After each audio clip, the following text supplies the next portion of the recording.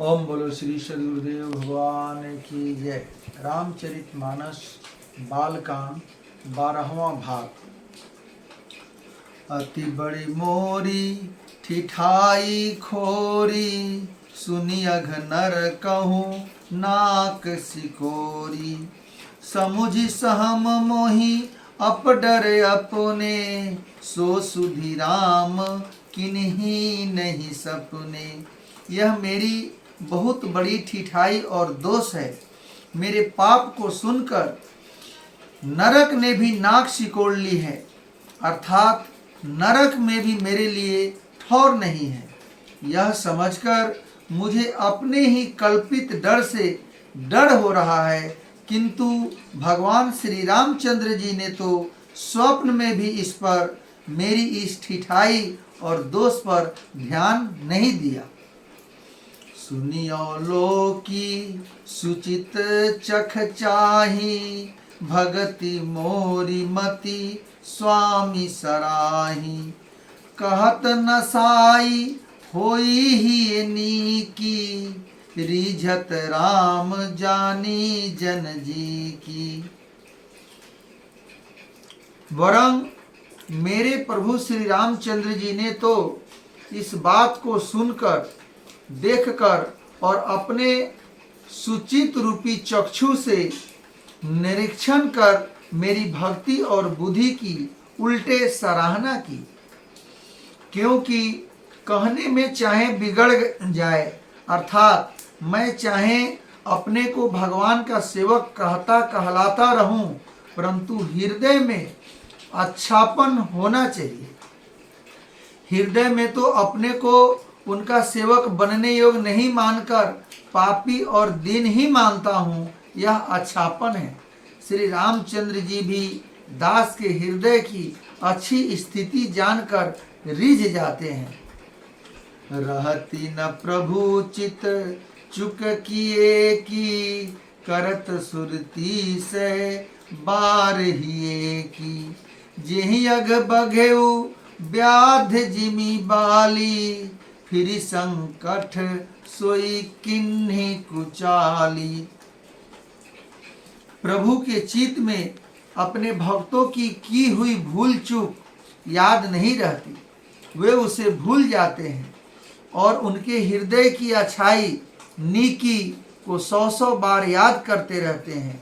जिस पाप के कारण उन्होंने बाली को व्याध की तरह मारा था, वैसे ही कुचाल फिर सुग्रीव ने चली।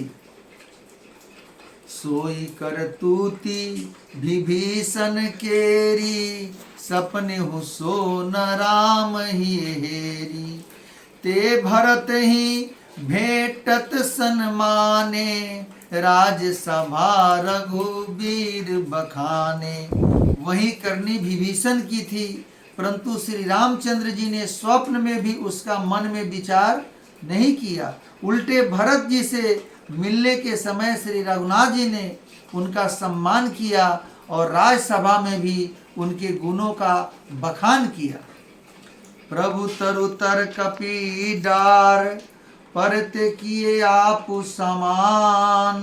तुलसी कहूँ न राम से, साहिब सील निधान। प्रभु श्री रामचंद्र जी तो वृक्ष के नीचे और बंदर डाली पर, अर्थात कहाँ मर्यादा पुरुषोत्तम सच्चिदानंदन परमात्मा श्री राम जी और कहाँ पेड़ों की शाखाओं पर कूदने वाले बंदर, परंतु ऐसे बंदरों को भी उन्होंने अपने सम्मान बना लिया। तुलसीदास जी कहते हैं कि श्री रामचंद्र जी सरीखे शील निधान स्वामी कहाँ भी नहीं है। राम निकाई सावरी है, सब ही को नीक।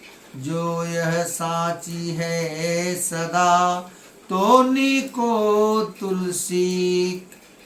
श्री राम जी आपकी इच्छाई से सभी का भला है, अर्थात आपका कल्याणमय स्वभाव सभी का कल्याण करने वाला है।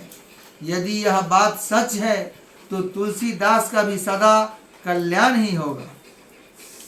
यही विधि निज गुण दोष कही, सब ही बहुरी सिरुनाई, बरनऊ रघुबर बिसद जसु, सुन कलि कलुष नसाई। इस प्रकार अपने गुण दोषों को कहकर और सबको फिर से नवाकर मैं श्री रघुनाथ जी का निर्मल यश वर्णन करता हूँ, जिसके सुनने से कलयुग के पाप नष्ट हो जाते हैं। जग बालिक जो कथा सुहाई, भरद्वाज मनि बरही सुनाई, कही हूँ सोई संवाद बखानी, सुनहु सकल सज्जन सुखमानी। मुनि यज्ञवल्लभ जी ने जो सुहावनी कथा मुनि श्रेष्ठ भारद्वाज जी को सुनाई थी, उसी संवाद को मैं बखान कर कहूँगा। सब सज्जन सुख का अनुभव करते हुए उसे सुने। शंभु किन्नय रचित सुहावा, बहुरी कृपा करी ऊमहि सुनावा, सोई शिव काग भुसुंडी दिन्हा, राम भगत अधिकारी चिन्हा। शिव जी ने पहले इस सुहावने चरित्र को रचा, फिर कृपा करके पार्वती जी को सुनाया। वही चरित्र शिव जी ने काग भुसुंडी जी को राम भक्त और अधिकारी पहचान कर दिया।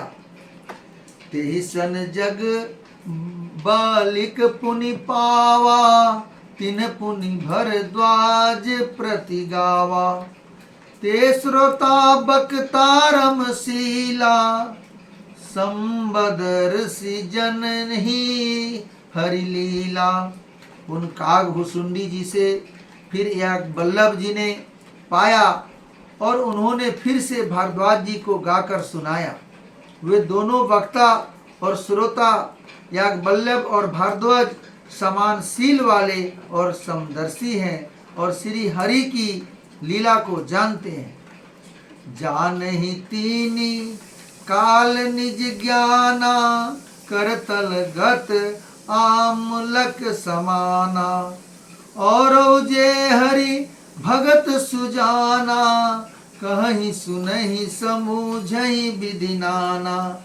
वे अपने ज्ञान से तीनों कालों की बातों को हथेली पर रखे हुए आंवले के समान प्रत्यक्ष जानते हैं, और भी जो सुजान भगवान की लीलाओं का रहस्य जानने वाले हरि भक्त हैं, वे इस चरित्र को नाना प्रकार से कहते हैं, सुनते और समझते हैं। ओम बोलो श्री सद्गुरुदेव भगवान की जय।